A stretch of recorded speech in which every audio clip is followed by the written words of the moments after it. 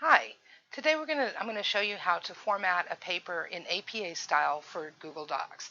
And so the first thing we've got to do is put in our header. Now our header will be different on the first page than it will on the following page. And we're going to insert it, and all we have to do is go down to page number and header, click header, and the first thing you'll want to do is click on different first page header footer. And that way it lets us put different ones in.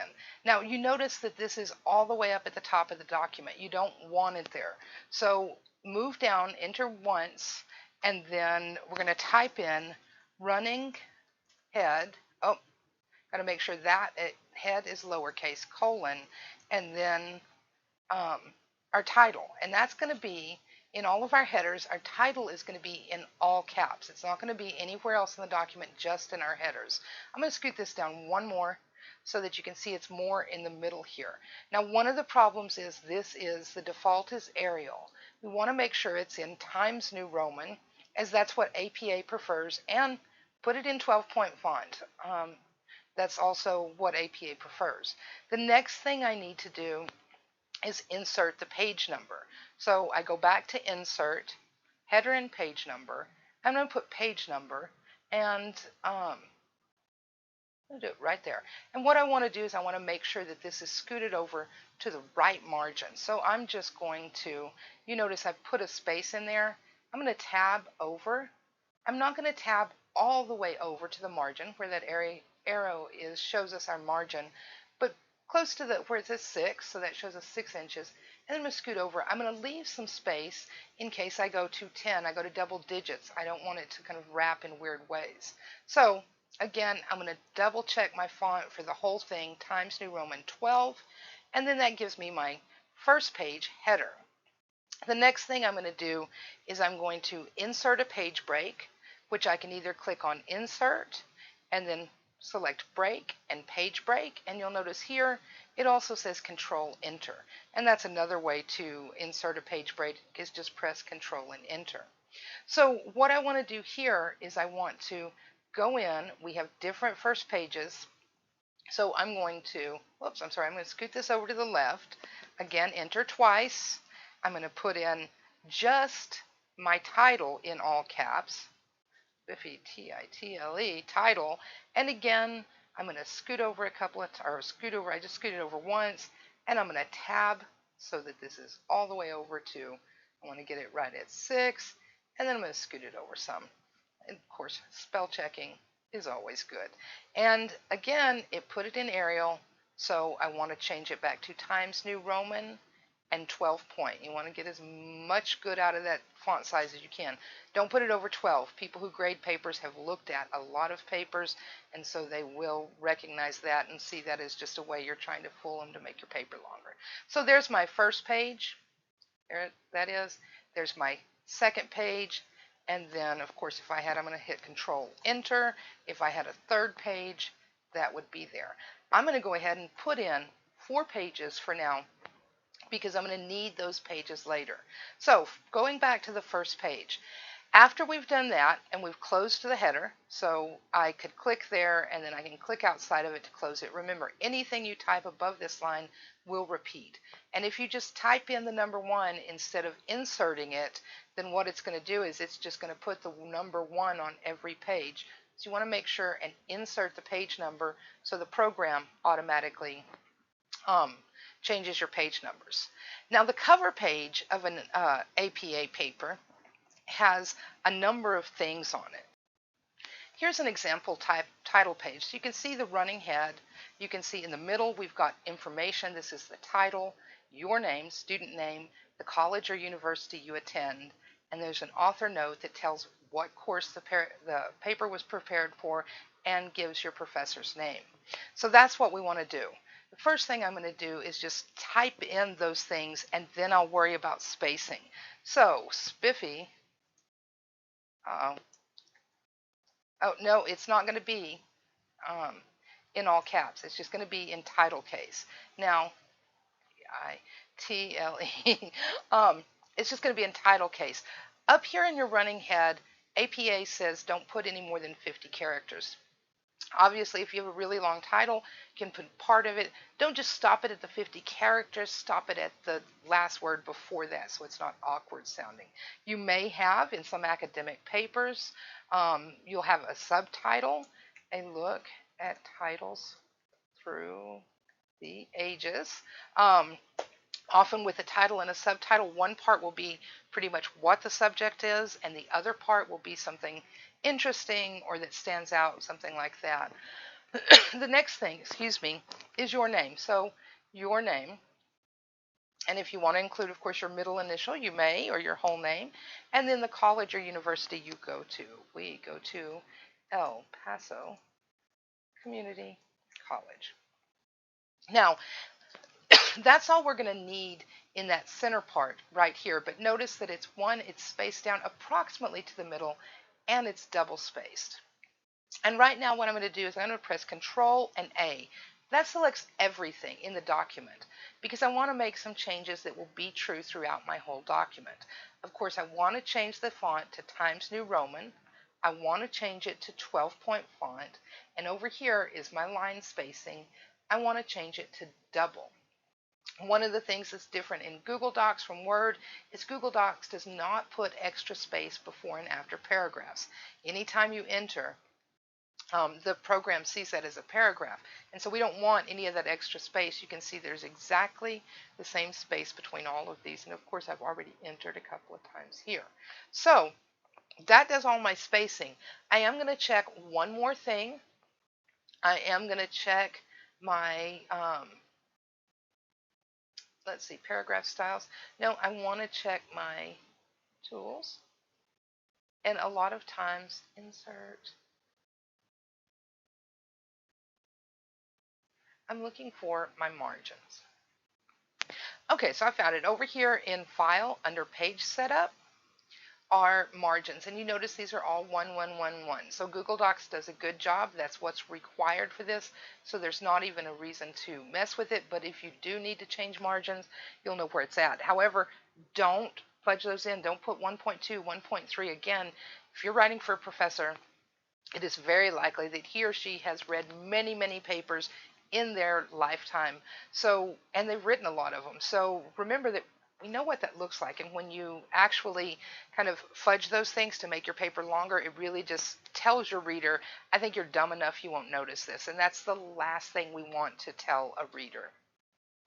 So I'm going to go ahead and center this. And then I'll make this smaller. I'm just holding down Control and scrolling down with my mouse button. You can also do that by doing Control and plus or minus on your keyboard. And I'm going to enter down till it is approximately in the middle.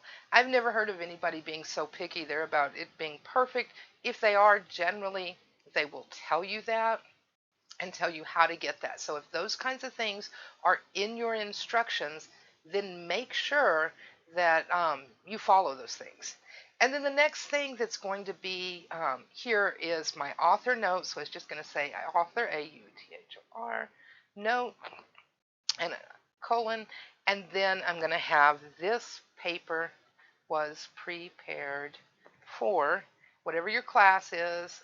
Write it out, English 1301. And then you put your section number at El Paso Community College. We call those CRNs. So you can always look at the top of your syllabus to find out what that is. And then taught by Professor Wood. Of course, you would put your professor's name. I'm going to highlight this, and once again, I'm going to center, and I'm going to move it down just a little more. Once it disappears, I backspace. That puts it right at the bottom of this paper. So whenever you do your paper, shrink it down so you can look at it, because what you want to do is make sure that it looks like this. Remember, your first impression with any reader is the way it looks. They're not there listening to you. They're just looking at it. So immediately they're making judgments about you. You want their first judgment to be a very good one. On the next page, you may or may not have, it depends on whether or not your instructor requires this, an abstract. And so if you're required to do one, Go ahead and put this space in. We're not going to write the abstract yet because all an abstract is a summary of your paper.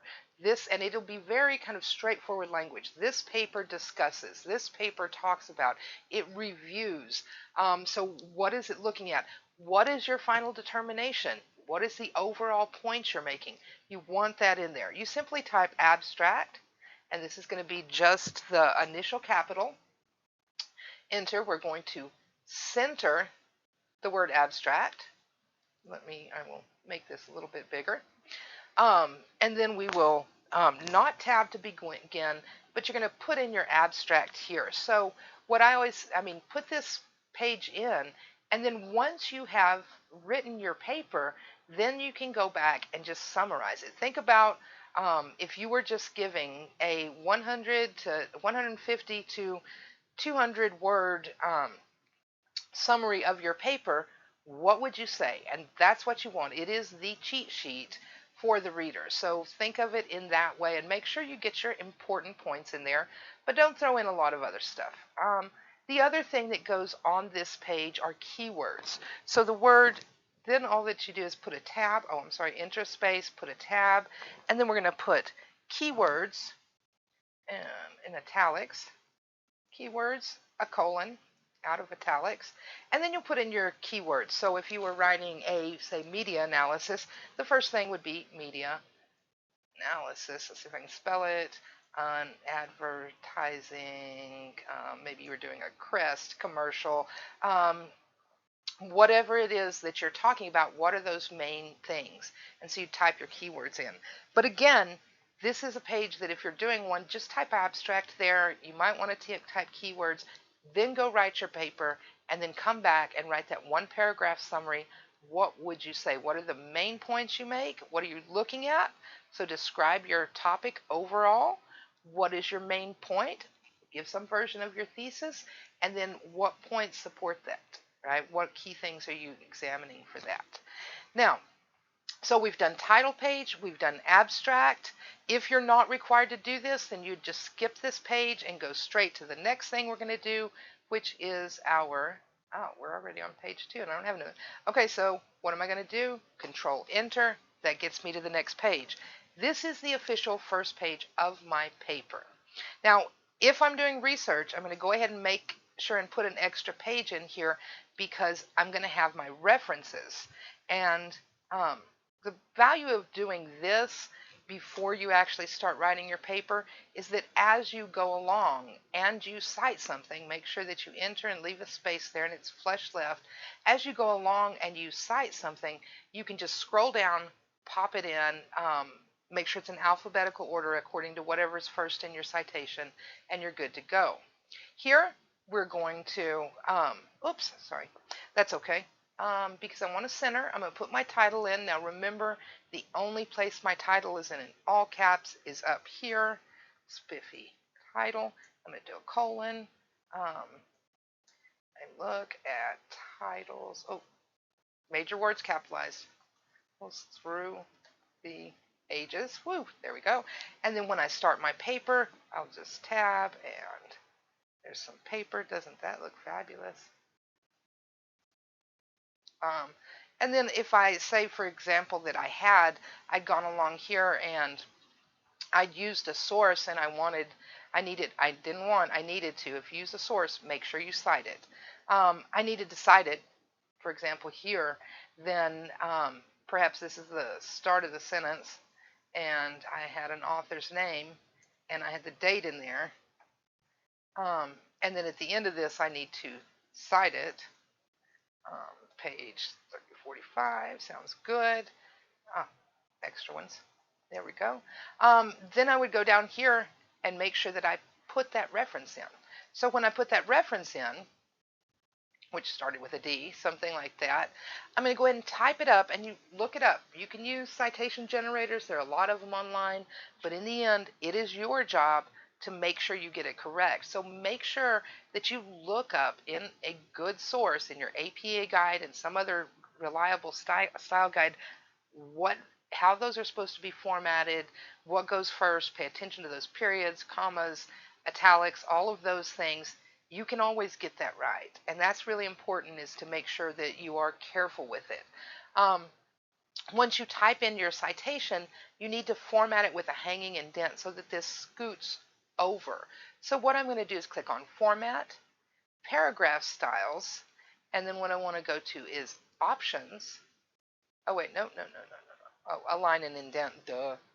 Um, Indentation Options, Special, Hanging, Apply, just like that.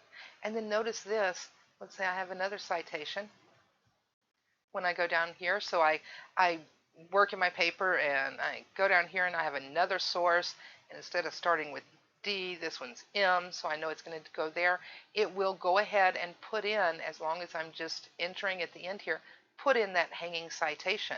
If I have another one, say this one starts with A, so again, whatever is first in your citation is going to be is going to be what you alphabetize through. So I can put in that, and again, that gives me that hanging indent. Do not bullet, do not number.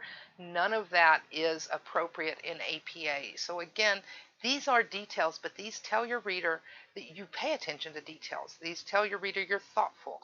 These tell your reader you're invested and you care. And it doesn't matter. I mean, I hope you care about what you're learning, but even if you don't want to tell your reader, I don't care about this. So again, it makes you look smarter, makes you look better to do these things right. And so it's very important to pay attention to all that. Don't forget that whenever you do start a new paragraph, you will be make sure that you tab at the beginning of your paragraph. If you are using headings in your paper, and APA has a whole list of what they should look like, it will then you have to signify those in different ways, through bold, italics, centered, on the left hand side, whatever. I will tell you about the first one. First of all, don't ever put a heading for introduction. Don't type introduction up here. The APA book pretty much says duh. It's an introduction. So let's say that we're writing titles through the ages, and we want to look at, we're going to start with it's through the ages. So let us start with, say, oral history. Maybe we're going to talk about, nomenclature through that. So, oral history. Um, and that way, what I want to do is I'm going to type it in bold, and I'm going to center that first level title. Now, second level titles will be in a different place, or they'll be in italics instead, and you can look those up. Generally, in a paper that goes up to about 10 pages, you probably have maybe one set of headings, maybe not. If you're writing 3 or 4 pages, you may not even have any headings. The one thing to make sure with your headings is that when you go from the last sentence of the paragraph above it to the next sentence, you should be able to read this without the heading there. Don't let that heading take place of your transition. So as you're proofreading for flow and smoothness, and you go through your final paper, read it without the heading. Just don't pay attention to it. And if it jolts and jars, then, and you don't know where you're going, then get a topic sentence in there. Get a sentence in the one before that moves people into different places. So what do we have? We have a paper that looks like this. Let's make it smaller and let's look at it. So again, visual proofreading is important. What we have is we have this running header on page 1 that is different from the rest of them. And so we made sure whenever we put in this header, we clicked different first page, okay? And then we went down, Control Enter, and we put in that second one. We made sure this was in Times New Roman, 12 point.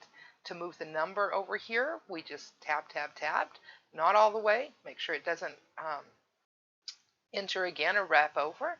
You have your information, your title, your name, the college or university or school you attend. We have the author note, which tells what class it was prepared for and the name of the professor or instructor. We have the abstract, which once we write our paper, if you're required to have one, we will go back and just write that description with keywords. If not, your paper is just going to start right here if you are not required to have an abstract. Notice that put an extra space in there. I make sure there are no extra spaces in this. So if you do have that abstract, it'll be there. Control Enter gives you that blank page to leave it there. Then our title, it's in regular title case, not in all caps. and then you're going to have your introduction. If you decide to use headings, then make sure you do them properly, look them up.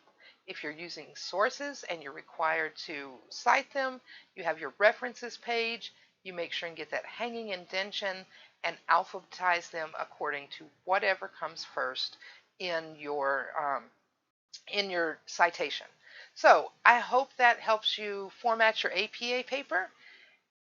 Good luck with it all.